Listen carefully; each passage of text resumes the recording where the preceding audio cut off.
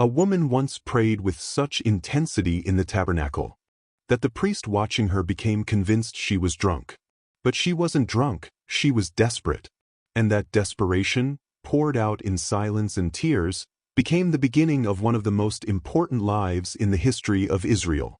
The child born from that moment would grow to become the last judge of Israel, the first great prophet of a new era, and the man who would anoint two kings, one who would fail, and one who would define the future of a nation. But the story of Samuel does not begin with Samuel. It begins with his mother. Hannah lived with a kind of pain that, in her time, went far beyond personal sorrow. She could not have children, and in the ancient world, barrenness was not just a private grief, it was a public condition. It affected a woman's identity, her place in society, and her sense of worth. To make matters worse, her husband had another wife who did have children, and that contrast turned Hannah's pain into a constant, living reality. Year after year, during their journeys to worship, she endured provocation and quiet humiliation, until the weight of it became too much to carry. One year she reached her breaking point. She went to the tabernacle, not with a composed prayer, but with a soul that could no longer contain what it was holding. She wept, and as she prayed, her lips moved without sound. The priest Eli saw her from a distance and misunderstood what he was witnessing. Assuming she was drunk, he confronted her. But Hannah's response revealed something deeper than anything he had imagined. She told him that she was not intoxicated, but pouring out her soul before the Lord. In that moment, her prayer was not a performance or a ritual. It was an offering of everything she had. And within that prayer, she made a vow. If God would give her a son, she would give that son back to him for his entire life. In time, God answered. Hannah conceived and gave birth to a son, and she named him Samuel, a name that reflects the idea that God had heard her. Yet the most remarkable part of her story is not that she received what she asked for, but that she kept her promise. When the child was still young, she brought him to the tabernacle and left him there under the care of Eli. She had asked for a son, and then she surrendered him. This is where Samuel's life truly begins, not in power or recognition, but in surrender. He grew up in the house of God, but it was not a place of purity. The priesthood had become corrupt. Eli's sons abused their position and treated sacred things with contempt. They took what belonged to others, manipulated worship, and lived without reverence. It was a system that had lost its integrity, a place where leadership had failed and accountability had disappeared. And yet, in the middle of that broken environment, Samuel remained faithful. He served quietly. He learned. He listened. His life became a contrast to everything around him. Then, one night, something happened that would change everything. As Samuel lay down to sleep, he heard a voice call his name. Not recognizing it, he assumed it was Eli and ran to him, ready to serve. But Eli told him he had not called. This happened again and then again, until Eli finally understood what was happening. He instructed the boy that if the voice came again, he should respond by saying, "Speak, Lord, for your servant is listening." When the voice returned, Samuel answered. And in that moment, in a time when the word of the Lord was rare, God chose to speak, not to a leader, not to a priest, but to a child.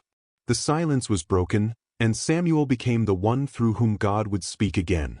The first message he received was not easy. It was a message of judgment against Eli's household, confirming that the corruption of his sons would not go unanswered. Imagine the weight of that responsibility, being a child entrusted with a message that would reshape the future of the very man raising you. And yet, Samuel spoke faithfully. From that point forward, his role became clear. He grew, and his words carried authority, not because of who he was, but because of whose voice he carried. The text describes this with a striking phrase: none of his words fell to the ground. Everything he spoke aligned with what God had said. Samuel became a prophet, a judge, and a spiritual leader during one of the most unstable periods in Israel's history. One of the defining moments of his leadership came during a time of national crisis. The Ark of the Covenant had been captured by the Philistines after Israel attempted to use it as a kind of spiritual weapon rather than honoring its meaning. It was a sign of how far the people had drifted. But after a period of judgment and disruption among the Philistines, the Ark was returned. When Samuel addressed the people, his message was direct. If they truly wanted restoration, they needed to turn back to God fully, not partially. It was not about rituals, it was about realignment. The people responded. They gathered, repented, and sought God sincerely. And in a moment where they stood vulnerable, the Philistines moved against them again. But this time, instead of relying on symbols, they relied on God. Samuel prayed. God answered. And Israel was delivered. Samuel marked that moment by setting up a stone and calling it Ebenezer, meaning, "Thus far the Lord has helped us." It was a reminder that their strength had never come from objects or appearances, but from God Himself.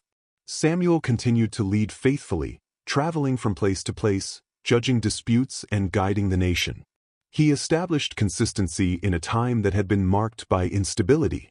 His leadership was not built on force, but on trust.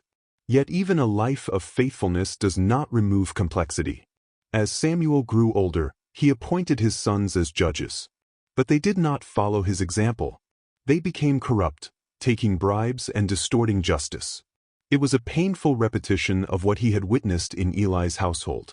The same pattern, now in his own family. It was this failure that led the elders of Israel to approach Samuel with a request that would change everything. They wanted a king. They wanted to be like the nations around them.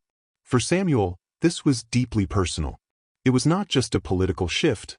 It felt like a rejection of everything he had given his life to. But when he brought his concern to God, the response reframed everything. "They have not rejected you," God told him. "They have rejected me."